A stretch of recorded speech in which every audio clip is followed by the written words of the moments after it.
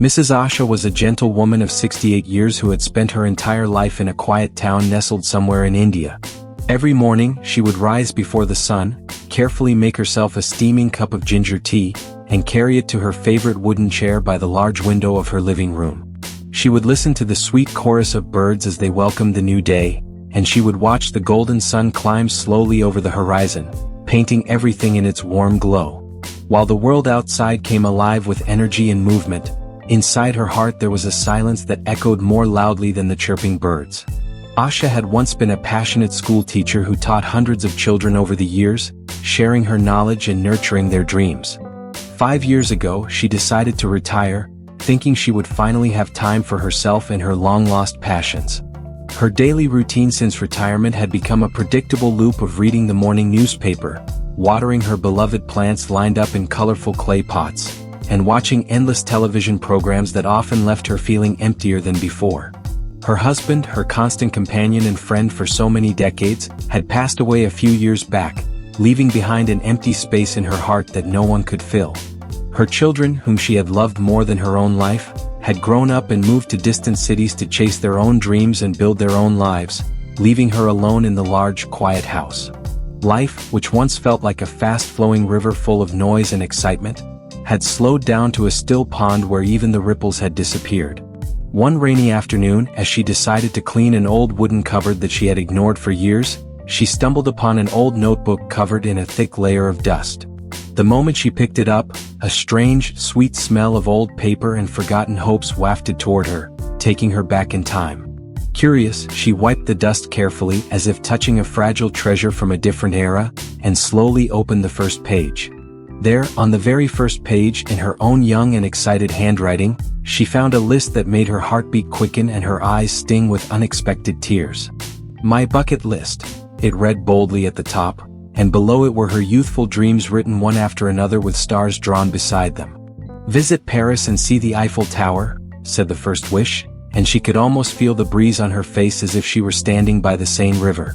"Write a book of short stories," read the second wish, and her mind filled with characters and plots she had once dreamed of creating.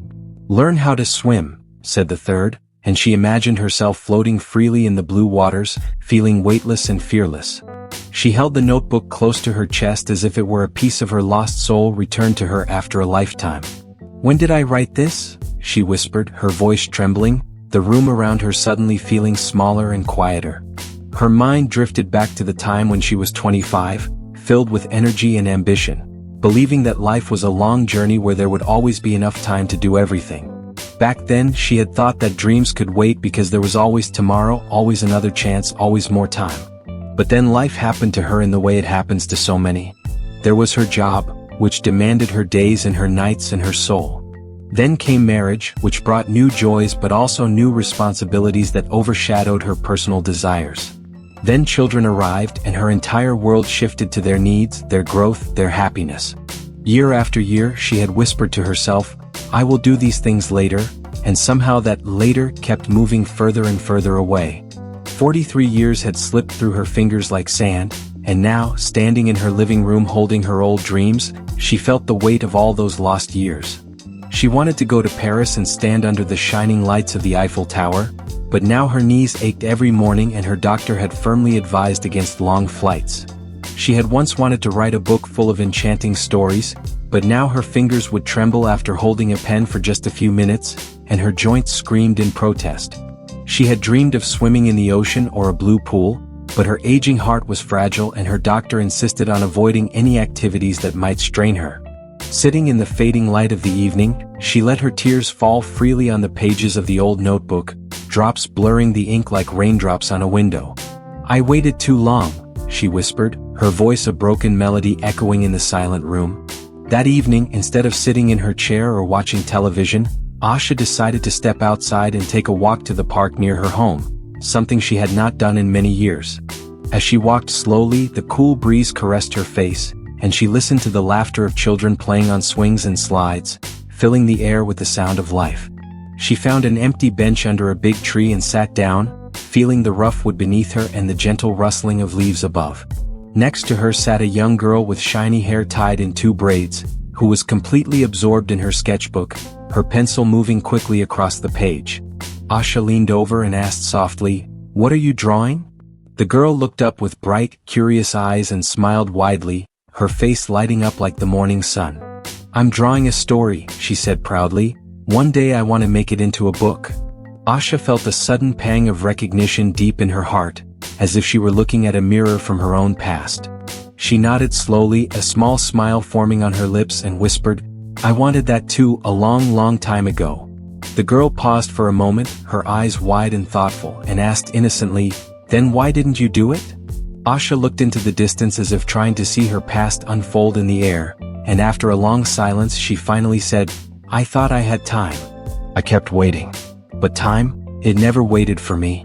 The young girl's expression turned serious, her brows furrowed as she listened carefully to each word. She then said softly, "You can still write, Auntie. You just told me a story right now. You can share more stories." Asha felt something inside her stir, a tiny spark she thought had long been extinguished, now flickering softly in the dark corners of her heart. That night, lying in bed, she could not sleep. The girl's words echoed in her mind over and over again like a gentle knock on a locked door. "You can still write."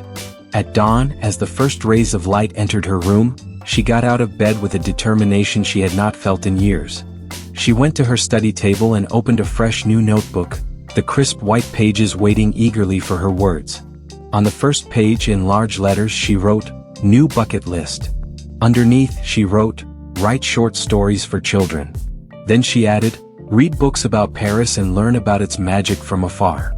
Finally she wrote, "Teach children the theory of swimming, even if I can't get in the water myself." As she looked at the new list, she felt a rush of warmth spread through her body, a feeling she had forgotten existed. "I may not see Paris with my eyes," she said aloud to herself, "but I can explore it with my imagination and in the pages of books. I may not swim in the water," she continued, "but I can help others learn and feel the joy I once wanted. I may not be young anymore," she concluded, "but I can still live and bring my dreams to life in new ways." Every morning from then on, she would sit at her table, the sun shining on her notebook, and she would write. Her fingers still trembled, but each word she managed to put down filled her heart with a strange, soothing peace. She wrote stories filled with kindness and gentle lessons, stories inspired by her school days, by the flowers in her garden, by the laughter of children she saw in the park. Whenever she felt stuck, she would close her eyes and remember the young girl with braids, and then she would hear her say, "You can still write." She started visiting the park more often, carrying her stories with her in a small cloth bag.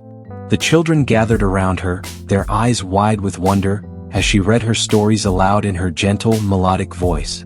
They giggled at the funny parts, clapped excitedly at the adventures, and sometimes even hugged her tightly after a story ended. One day, a teacher from a nearby school saw her reading stories to the children and approached her with great curiosity.